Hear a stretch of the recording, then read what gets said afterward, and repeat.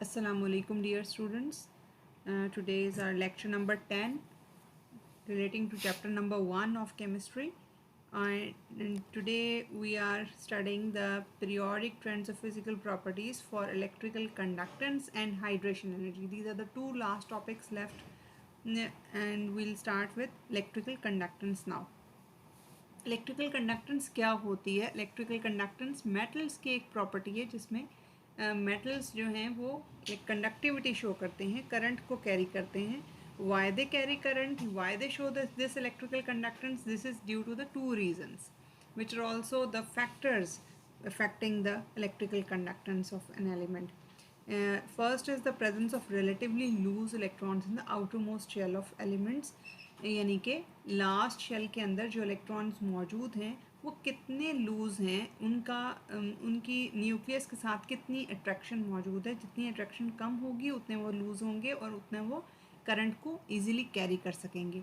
और दूसरा जो फैक्टर है वो है ease of their movement in solid lattice. यानी कि स्ट्रक्चर के अंदर, सॉलिड लेटिस के अंदर वो लास्ट इलेक्ट्रॉन्स कितना ईजिली मूव करके करंट को कैरी कर सकते हैं. नेक्स्ट हम अब इसके फैक्टर्स देखते हैं, वेरिएशन देखते हैं पीरियोडिक टेबल के अंदर. पीरियोडिक टेबल में जो नॉर्मल एलिमेंट्स हैं यानी एस और पी ब्लॉक के मेंबर्स, वो मेटल्स भी हैं, उनमें नॉन मेटल्स भी हैं और सेमी मेटल्स भी हैं. एस ब्लॉक के तकरीबन सब एलिमेंट्स मेटल्स हैं, जबकि पी ब्लॉक के अंदर ज़्यादातर नॉन मेटल्स और सेमी मेटल्स मौजूद हैं, कुछ मेटल्स भी मौजूद हैं. तो इनके अंदर हम ट्रेंड देखते हैं.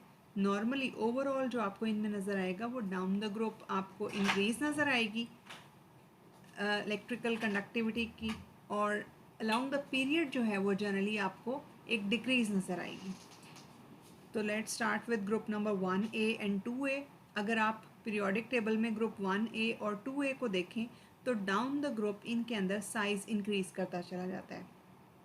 दोनों ग्रुप्स के अंदर, रादर सारे ग्रुप्स के अंदर ऐसा ही है, लेकिन ये चूँकि ख़ास तौर पर मेटल्स के ग्रुप्स हैं इसलिए हम इनको डिस्कस कर रहे हैं कि इनके अंदर जब down the group size increase करता है तो इलेक्ट्रिकल कंडक्टिविटी भी इंक्रीज़ करती है. उसके बाद ग्रुप 6A और 7A की बात करेंगे. ये हमारे पास लेफ़्ट साइड पे मौजूद है पीरियोडिक टेबल के. ये ख़ास तौर पर 6A और 7A नॉन मेटल्स हैं. ये सारे मेंबर्स जो आपको ग्रीन कलर में नज़र आ रहे हैं ये सारे नॉन मेटल्स हैं. उसके बाद ये सेमी मेटल्स और ये चंद एक एलिमेंट्स जो हैं, पोलोनियम है जिस तरह, तो ये मेटालिक प्रॉपर्टीज़ शो करते हैं. तो ये इनके अंदर अगर आप देखते हैं तो आपको क्या ट्रेंड नज़र आता है कि ये इलेक्ट्रिकल कंडक्टेंस शो नहीं करते. ठीक है, तो लो इलेक्ट्रिकल कंडक्टिविटीज़ हैं इनकी, नॉन कंडक्टर्स हैं ये. अब ये क्यों नॉन कंडक्टर्स हैं? क्योंकि इनकी आयनाइजेशन एनर्जी वैल्यूज़ हायर हैं, इलेक्ट्रॉन अफिनिटी वैल्यूज़ हायर हैं.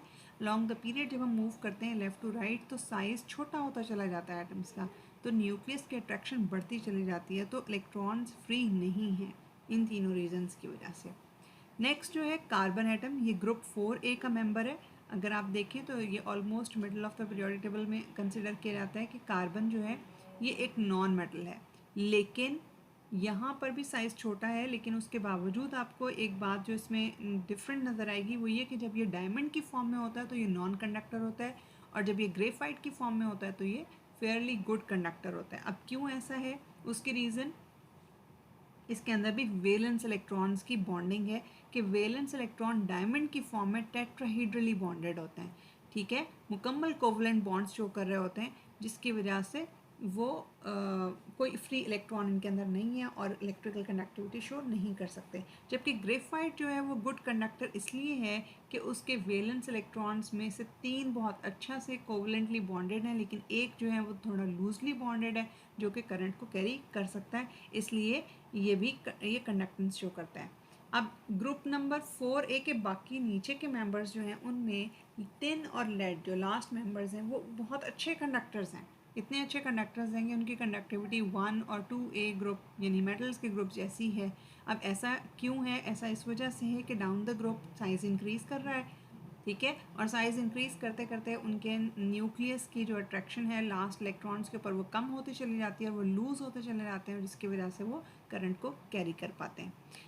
नेक्स्ट अब हम जो दरमियान वाले एलिमेंट्स हैं उनको अगर देखेंगे, जो डी ब्लॉक एलिमेंट्स हैं इनके अंदर कोई ख़ास ट्रेंड नज़र नहीं आता. इनके अंदर मतलब कि जो कॉइनेज मेटल्स हैं 1B ग्रुप के मेंबर्स कॉपर, सिल्वर और गोल्ड, ये यहाँ पे आपको नज़र आएंगे। कॉपर, सिल्वर और गोल्ड, ये 1B ग्रुप के मेंबर्स जो हैं कॉइनेज मेटल्स कहलाते हैं, क्योंकि ये कॉइन्स बनाने में इस्तेमाल होते थे। ठीक है, तो इनकी वेरी हाई वैल्यूज़ होती हैं इलेक्ट्रिकल कंडक्टेंस की, जिसके बारे में आपको पता भी है कि हम इनको कॉपर वायर्स को तो ख़ासतौर पे आपको सबको पता होगा कि इलेक्ट्रिकल कंडक्टेंस के लिए यूज़ भी किया जाता है। नेक्स्ट टॉपिक हमारा आज का हाइड्रेशन एनर्जी है। हाइड्रेशन एनर्जी की टर्म को पहले समझें आप कि ये क्या है। It is term derive from hydration. Hydration means water के साथ एफिलिएशन करना किसी भी सब्सटेंस की। अब वाटर के अंदर डिज़ोल्व करेंगे जब किसी सब्सटेंस को, यहाँ पर हम आयंस को डिज़ोल्व करेंगे वाटर के अंदर, तो जब हम उसका इनफाइनाइटली डाइल्यूट सोल्यूशन बनाते हैं तो उसके अंदर जितनी एनर्जी, हीट एनर्जी जो में जो चेंज आती है वो एब्जॉर्ब हुई है, ये एवॉल्व हुई है, उसको हम हाइड्रेशन एनर्जी कहेंगे। तो इसकी डेफिनेशन ये है कि the amount of heat absorbed और evolved when 1 mole of gaseous ions dissolve in water to give an infinitely dilute solution is called hydration energy. अब इसमें दो शराइत आपको नज़र आ रही हैं कि एक तो 1 मोल गैशियस आयंस लेने हैं आपने, ठीक है, आयंस हमेशा गैशियस स्टेट में होंगे, और दूसरा ये है कि जो वाटर आप डालेंगे तो वो बहुत एक्सेस में डालेंगे। इनफाइनाइटली डाइल्यूट सोल्यूशन बनना चाहिए कि मज़ीद डाइल्यूशन करने पर उसमें कोई चेंज ना आए, ना एनर्जी के सूरत हाल एनर्जी के हवाले से, ना ही कंसनट्रेशन के हवाले से। इनफाइनाइटली डाइल्यूट सोल्यूशन होगा, ठीक है। तो इसकी एग्जांपल यहाँ पे हाइड्रोजन आयंस के लिए हमने हाइड्रोजन आयंस का 1 मोल गैशियस स्टेट में जब उसको लेकर वाटर में डिज़ोल्व करें तो ये H3O पॉजिटिव आयंस में कन्वर्ट हो जाता है, और इसमें जो एनर्जी रिलीज़ होती है 1075 किलो जूल्स पर मोल। अब हमें कैसे पता चला कि एनर्जी रिलीज़ हुई है या एब्जॉर्ब हुई है? ये नेगेटिव साइन शो कर रहा है। नेगेटिव साइन मीन्स एक्सोथर्मिक है ये प्रोसेस, एनर्जी रिलीज़ हुई है। अगर पॉजिटिव साइन होता तो इसका मतलब एंडोथर्मिक होता, प्रोसेस एनर्जी एब्जॉर्ब होती। ठीक है, दोनों सूरतों में ये एनर्जी हाइड्रेशन एनर्जी कहलाएगी। ठीक है, अब हम इसके ट्रेंड्स देखते हैं पीरियोडिक टेबल के अंदर, how it varies in the periodic table. तो मेन फैक्टर जो इसका है, जो जिस पे ये डिपेंड करता है, वो है charge to size ratio. Charge to size ratio के साथ ये डायरेक्टली रिलेटेड है हाइड्रेशन एनर्जी। अगर charge to size ratio increase करेगा तो हाइड्रेशन एनर्जी भी इंक्रीज़ करेगी, और अगर charge to size ratio decrease करेगा तो हाइड्रेशन एनर्जी भी डिक्रीज़ करेगी। तो ग्रुप्स के अंदर अगर हम मूव करें तो charge to size ratio decrease करता है टॉप टू बॉटम। क्यों? क्योंकि चार्ज जो है ग्रुप के अंदर कांस्टेंट रहता है, ऑक्सीडेशन स्टेट चेंज नहीं होती, लेकिन साइज़ जो है वो चेंज होता है। डाउन द ग्रुप साइज़ बड़ा होता जाता है एटम्स का, लिहाजा उनके साथ चार्ज टू साइज रेशियो की जो एवेलुएशन की जाएगी, जो आंसर आएगा वो डिक्रीज़ करता चला जाएगा जैसे जैसे साइज़ बड़ा होता जाएगा। तो हाइड्रेशन एनर्जी भी डिक्रीज़ करेगी। और अब जब अलोंग द पीरियड हम मूव करते हैं तो चार्ज चेंज होता जाता है और साइज़ जो है वो डिक्रीज़ करता है। आमतौर पे चार्ज इंक्रीज़ कर रहा होता है शुरू के मेंबर्स में, ठीक है। तो charge to size ratio increase करती है ओवरऑल, कि साइज़ क्योंकि डिक्रीज़ कर रहा होता है तो इसलिए charge to size ratio increase करता है लेफ़्ट टू राइट। तो लेफ़्ट टू राइट अगर charge to size ratio increase कर रहा है तो हाइड्रेशन एनर्जी भी इंक्रीज़ करेगी। तो अब इसकी थोड़ी सी एग्जांपल्स देख लेते हैं जिससे आपको क्लियर हो जाएगा ये। यहाँ पे कुछ एग्जांपल्स हैं, लाइक फर्स्ट ग्रुप के कुछ आयंस बनाए हैं, लिथियम, सोडियम और पोटाशियम। तीनों एक ही ग्रुप से बिलोंग करते हैं, 1A से। सबका चार्ज सेम है, कांस्टेंट है, +1 है। इनके अंदर हाइड्रेशन एनर्जीज़ को देखें तो -5 10 सबसे ज़्यादा है लिथियम आयंस की, फिर सोडियम की और फिर पोटाशियम की। अब ये डिक्रीज़ क्यों की? क्योंकि चार्ज तो कांस्टेंट है लेकिन साइज़ इंक्रीज़ हो गया। अब सेकंड ए ग्रुप के मेंबर्स इस तरह देख लें, मैग्नीशियम +2 और कैल्शियम +2, इनके अंदर भी आपको डिक्रीज़ नज़र आ रही है। अब यहाँ पर वैल्यूज़ एक्स्ट्रा ऑर्डनरी डिफरेंट हैं फर्स्ट ए के मेंबर्स से, 1000 में चलेगी वैल्यूज़। इसकी क्या वजह हो सकती है? इसकी वजह यह है कि यहाँ पर अगर अलोंग द पीरियड अगर आप देखें तो सोडियम थर्ड पीरियड का मेंबर है, और उसके बाद मैग्नीशियम आता है, और उसके बाद एल्यूमिनियम आता है। तो सोडियम का साइज़ सबसे बड़ा है, मैग्नीशियम का उससे छोटा है, और एल्यूमिनियम का सबसे छोटा है इन तीनों के अंदर, ठीक है, अलोंग द पीरियड। अब इनके अंदर वैल्यूज़ देखें तो -410, -1903 और एल्यूमिनियम की 4613। साइज़ में बहुत ज़्यादा इतना बड़ा ह्यूज डिफरेंस नहीं है जितना कि आपको हाइड्रेशन एनर्जीज़ में नज़र आ रहा है।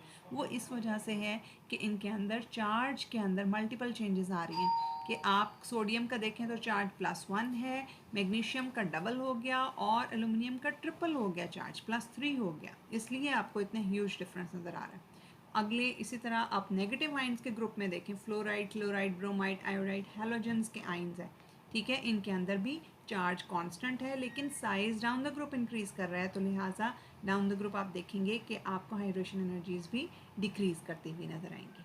तो ये आज आपका लेक्चर था जिसमें आपने इलेक्ट्रिकल कंडक्टेंस देखी, इलेक्ट्रिकल कंडक्टेंस के ट्रेंड्स देखे। इलेक्ट्रिकल कंडक्टेंस जो है वो मेटल्स के अंदर ज़्यादा शो हो रही होती है और नॉन मेटल्स में कम शो हो रही होती है। फर्स्ट ए के और सेकंड ए के यानी मेटल्स वाले ग्रुप में आमतौर पे अब आपको टॉप टू बॉटम मूव करते हुए इंक्रीज करती हुई नज़र आ रही होती है और अलॉन्ग द पीरियड मूव करते हुए आमतौर पे वो डिक्रीज करती हुई नज़र आ रही है। इसी तरह हाइड्रेशन एनर्जीज़ को अगर आप देखें तो हाइड्रेशन एनर्जीज़ बिल्कुल एक डिफरेंट टर्म है और ये अभी आपने देखा कि ये डिपेंड करती है चार्ज टू साइज़ रेशो के ऊपर। चार्ज टू साइज़ रेशो अगर इंक्रीज़ करेगा तो इसकी वैल्यू भी इंक्रीज़ कर जाएगी और अगर charge to size ratio decrease करेगा तो हाइड्रेशन एनर्जी भी डिक्रीज़ कर जाएगी। तो आज का लेक्चर यहीं पे ख़त्म करते हैं। अब आपने मतलब के छोटे छोटे इनमें से कम से कम 2 क्वेश्चंस खुद से बनाने हैं, शॉर्ट क्वेश्चंस, और उनके आंसर लिखकर मुझे सेंड कर देने। Thank you so much. अल्लाह हाफिज़।